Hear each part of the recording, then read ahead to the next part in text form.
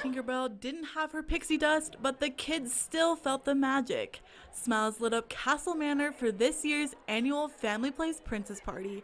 Organizers say this event is important because we want all of the kids to be able to come, enjoy, to play, to meet all of the characters, and it's also part of our fundraising to be able to provide the services that we have at the Family Place. Hello, would you like to make a treasure box? the joy of making treasure boxes showed on their faces when they weren't getting painted, and the smiles on parents' faces. Seeing how happy my girls are whenever they see all the princesses and all the activities.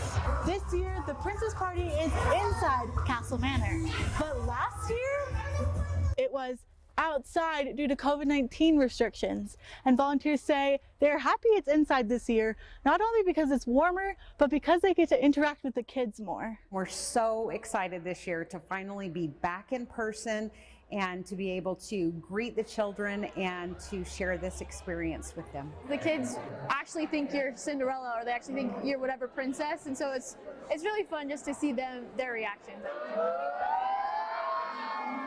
Cinderella and the prince led the royal dance to end the event.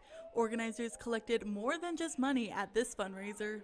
My favorite part about the Princess Party is to be able to see the children's smiles, to see their eyes light up when they see you. Leah Criscione, ATV News. Okay, I think this is one of those no-duh questions. Would it ease your anxiety if you got to play with puppies? No duh. Yes. No duh, yeah, it would. Utah State University brought in dogs from the Humane Society for their students today as part of their event for World Mental Health Day. Utah State hoped to offer a variety of events, to help students cope, including yoga, a 5K race, a speaking event, and some sweet dogs. They can kind of understand you in a way that people don't, and you don't have to talk to them. They're just easy to get along with, and they love you unconditionally, so it's great for your mental health. According to studies, 1 in 5 adults experiences some form of mental illness. Pilots gathering before dawn in Salina. This is going to be fun. We haven't had a fly day for a year or two, so it's really good. Kirk Rasmussen helps organize the Eyes to the Sky Balloon Festival, getting bigger and better every year. It's a good thing for Salina. It's one of the best things we have going. We have rodeos and, of course, the Black Hawk, but flying the balloons gives people excitement and hope and things to look up to. So it's a great thing. Laying out the deflated balloons and gearing up here at the local middle and elementary school fields, pilots and their crews. Like Renee, her husband and daughter, all here from California, helping put it all together and get them ready to launch. We love it. From our very first flight, we loved it. We landed at 15 miles an hour our very first flight, and we're just exhilarated by it. So you'll do more and more and more. Yes. That's Carrie McGrath from California, who says getting up this early was something she had to get used to. It's worth it for the views and the travel and the people we meet, and everywhere we go, flying new people is just fun. You know, it's a lot of fun. Here with her husband, top of the morning pilot Pat McGrath, who offered to take me up in his hot air balloon on Friday. Bye! And off we go, untethered and rising higher and higher. The panoramic views from way up above it all are breathtaking. Top of the morning. Top of the morning. Top of the morning. Oh my gosh. I guess you're not afraid of heights, huh? Good thing I'm not either. Oh, it's beautiful. No wonder you come here. It's just gorgeous. So fun to see it from above. Oh, here they go, up, up, and away. Pilot Pat watches how the other balloons handle the breeze where they are and adjusts his pattern. More than 24 balloons floating high above the severe valley.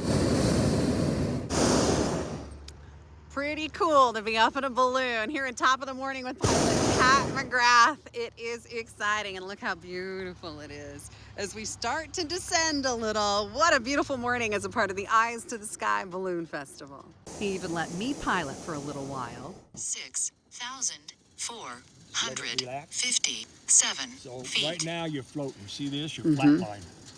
Now, if you start to descend, you'll see that go down. If you Coming down low and back up again, a little touch and go. The pilots have some fun, especially on a clear day like we had for our flight. Some even dipping down into the water a little before coming back up, high in the sky.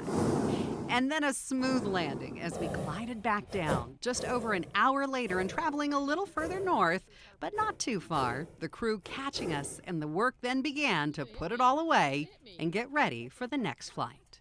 Rain, rain from the skies, all day long, drops of water, drip, drop, drip, drop. Clap your hands. That Israeli nursery rhyme teaches children about the importance of water. It serves as an inspiration for Utah's Department of Natural Resources director, who took state water officials and Utah lawmakers to Israel to learn about how the desert nation handles water. The way that they respect water and manage that resource, I think we could really learn a lot from it. Israel is well known in the world, managing very sustainable and high-level water sector. Utah leaders are very interested in Israel's innovations in water conservation technology and whether it could help us and the Great Salt Lake. My goal at the end of this is to take some of these ideas that are born here in Israel and see if they can fit into our system. With this technology is to develop or to allow a new source of water to the city. As Utah struggles with drought and saving the Great Salt Lake, the state is looking at what Israel has done. I think that they have some advancements that we could really think about here for Utah. The Utah legislature approved funding for new technologies, particularly when it comes to agriculture and water conservation. And the state is looking at importing some of that. It's part of their culture. Water is so valuable to them, as it should be to us here in Utah, with the second driest state in the country. This is the fresh desalinated water. Israel has innovated ways to find water, use it, reuse it, and utilize technologies to help with conservation. The innovation was incredible. The way they're considered a startup nation. The country, founded in 1948 as a Jewish state, has had to find its own water.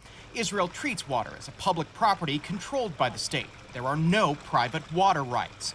They also have something else that's different than here in the United States, a centralized body making decisions. In Israel, they had one table where they brought together the water, the environmental community, the water community, the agriculture community, the defense, and all of these together saying, what is it in the best interest of the state of Israel? The Israeli government imposes universal tariffs for sectors like residential, industrial, and agriculture. There is a water authority that determines the price, and it's a unanimous price for everyone. Sometimes it goes up, sometimes it goes down, depends on the pricing of energy. It's quite fair. Israel uses a tier system for water use. It's one rate up to 1,000 gallons and doubles after that. The typical Israeli household pays roughly $150 a month for water.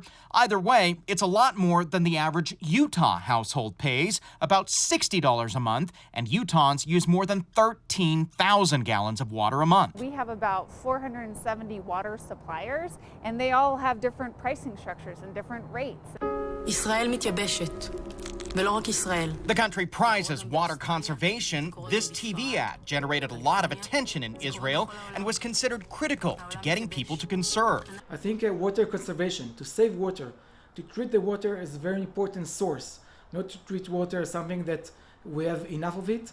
We're going to have less and less water in the future. Countries like Israel and Utah probably will suffer from water scarcity.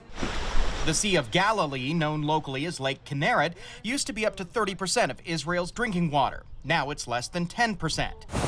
That's because Israel now takes water from the Mediterranean Sea and puts it through a process known as desalination, where the salt from the ocean water is extracted. 85% of their drinking water comes from desalinated water. Israel now generates a surplus of water and sells some to Jordan and the Palestinian Authority. The country has leaned heavily into it, building 5 desalination plants, with more being planned. Desalination isn't really used in the United States because of high operating costs, the amount of energy needed, and environmental issues. After 4 hours, you can use it in your house.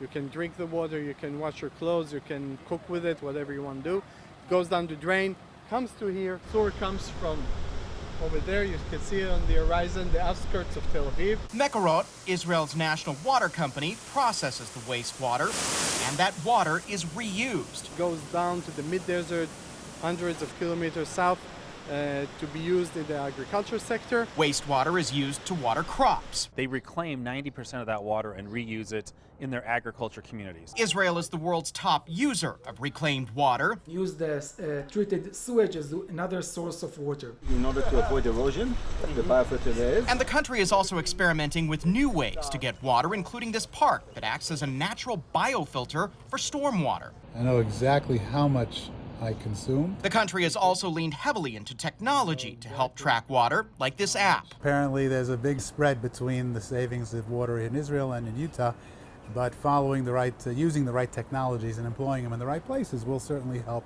reduce that. Utah's delegation was pitched by a number of tech companies offering products that might help the state in its water crisis. We believe that there are solutions here today that you will find. Barry Gluck represents a company that tracks water leaks. Israel is a leader in the world in water technology. The Israeli Innovation Authority, an arm of the government, helps provide funding for a lot of startup tech companies. I was really blown away, for lack of a better term, by the amount of resources that the Israeli government is willing to invest in startups without any return. Utah leaders say it's something to emulate here. I want Utah to be the leader in the United States in water conservation, in water development technology, and innovation. In Tel Aviv, Israel, Ben Winslow, Fox 13 News, Utah.